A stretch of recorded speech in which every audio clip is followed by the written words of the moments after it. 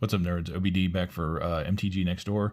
As you know, the search for Goldblum failed, so I went out to a store and found him being sold as a single. Had to get him. Can't shame the Goldblum. But anyway, these two packs I got kind of as a Christmas gift because I had some Amazon gift cards and I was just looking for Magic packs, and I saw they had collector packs, and I love D&D, so I have no idea what's in this one, and I bought a box of these. So I know there's lots of dragons and stuff like that in there. Would love the Dragon. I think he's in this set. Maybe we have a chance to get that. So we're going to open the Through the Forgotten Realms first. These collector packs and see what we get. I just totally ruined that. Let's see what we get. I have no idea how these are organized. So if I get to the rare first. Sorry. Nope. Flip it over. Fate's Reversal. Hoarding Orc, Herald of Hadar, and I'll read these later for myself. Charmed Sleep, I've seen that a couple times. 50 Feet of Rope, Temple of the Dragon Queen, okay. ETB, you reveal a dragon card. I think I have this card. I think I bought this as a single also. It's a land that lets you discount dragons. There's a forest, a dragon turtle. Okay, I'm down for that. It is rare for 1 and 2 blue. Creature dragon turtle. It's flash. Drag below. When dragon turtle enters the battlefield, tap it and up to one target creature an opponent controls. They don't untap during their controller's next step. Oh, well, that's just rude. Berserker's Frenzy. Another rare for 2 and a red. Cast the spell only before combat or during combat before blockers are declared. Roll a d20. 1 through 14. Choose any number of creatures they block this turn if able. 15 through 20, you choose which creatures block this turn and how those creatures... Oh, that's gross. Okay, this is going into every red deck I build from now on. Orcus, Prince of Undeath. That's so metal. Orcus, Prince of Undeath. The lead singer of, like, Danzig. It's like Glenn Danzig here. For X2, black and a red. Flying Trample, when Orcus, Prince of Undeath enters the battlefield, choose one. Each other creature gets -X until the end of turn. You lose X life. Gross. Return up to X target creature cards with total mana value of X from your graveyard to the battlefield. They gain haste until the end of turn. That's kind of cool. Chattering Skeletons. Love it. Just a regular old skeleton. Black Dragon. Look at this bad boy right here. Look at that fine gentleman. He's uncommon, but he's still... Look how glorious he is. Okay, I love these. So those who don't know, these are the OG covers of D&D manuals. And I just love that they did this in this art. So Den of the Bugbear, an adventure. Oh, it's a land. Sorry. If you control 2 or more other lands, Den of the Bugbear enters the battlefield tapped. If you control 2 or more other lands. That's weird. So if you have less than 2 lands, it comes... Anyway, add a red for 3 and red until the end of turn. It's a man land, I guess. Anyway, I don't care if that's a good card or not. That just looks good. All right, we got a foil of the Chattering Skeletons again. Got another rare, Tasha's Hideous Laughter. Now that is a great spell in D&D.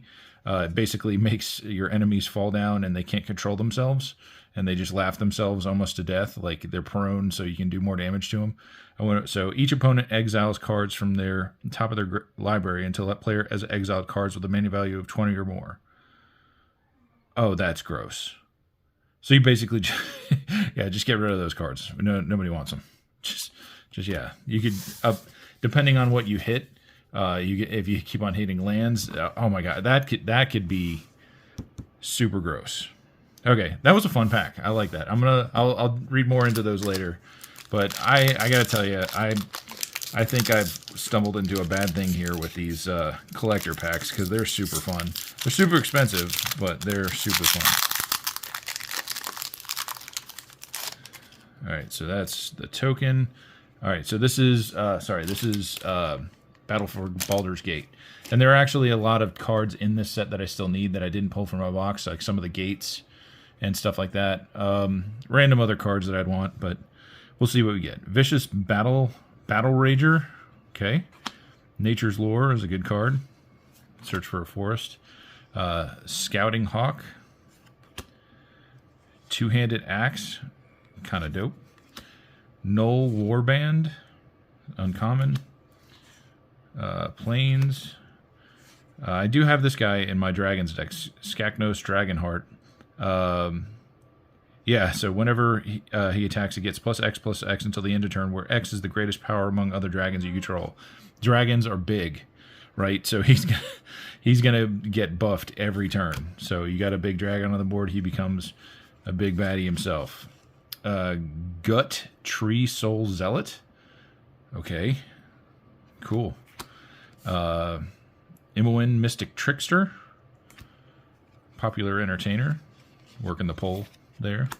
Venture Forth. Okay, what is this?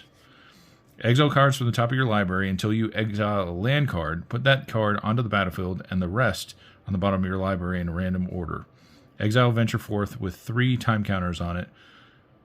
Okay, so basically you pay this, get a land, gets 3 time counters, and I guess you can recast it? That's kind of cool. Ooh, look at this bad boy. Earthquake Dragon. What the? 14? How do you cast this? Okay, well, let's read and find out. The spell costs X less to cast, where X is the total mana value of dragons you control. Okay, that's pretty good. Flying Trample. For 2 and a green, sacrifice a land, return Earthquake Dragon from your graveyard to your hand.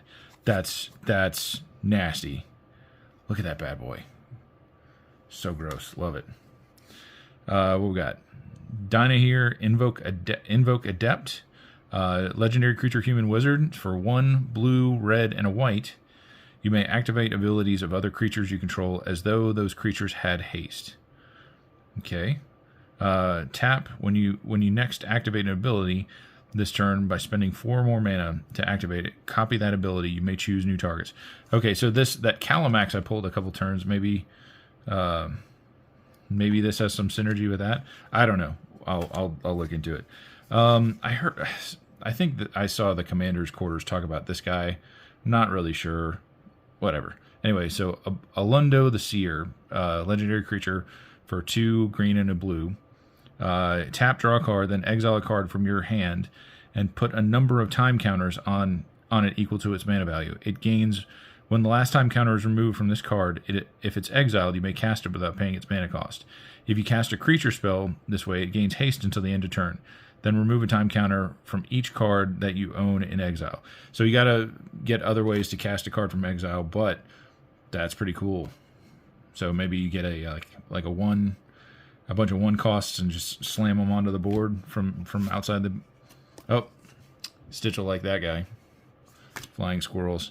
And our last card is the Altar of Baal. Okay. For 1 and a black, it's an 1 and a black, it's an artifact that you pay 2 and a black to exile a creature you control, return it target creature card from your graveyard to the battlefield, activate only as a sorcery. Or the sorcery adventure is create a tapped 4/1 black skeleton creature token with menace. That's cool. Why do you pay and then pay? It seems a little tough to use. Anyway, this pack I liked a little bit more than this one, but I can't deny this bad boy right here. Kind of cool. Anyway, we will talk to you. Thanks for the ride. Got Jeff Goldblum, even though the search for him turned up nothing. Okay,